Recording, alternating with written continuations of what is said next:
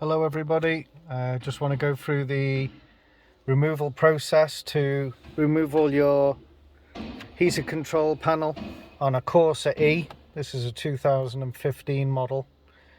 Just very quickly, some of the panels I've already removed. I use plastic trim tools, something like this, and you pop around the plastic panel that's just above the radio aperture, and this comes off. You then have a plastic aperture that's around the actual head unit, radio unit itself. There's two clips at the back.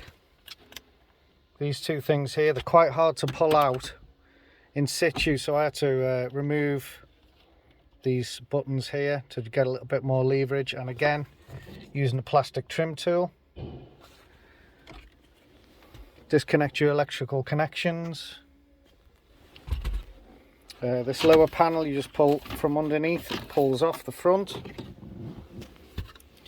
going to take the head unit off itself, which is the two screws, by the way, sorry, to remove the panel were T20s, I think.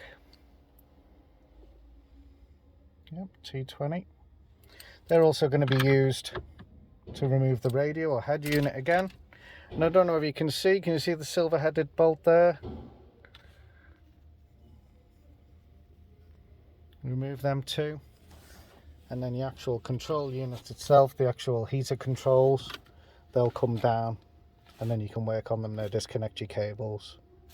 Hope this has been helpful. Thank you.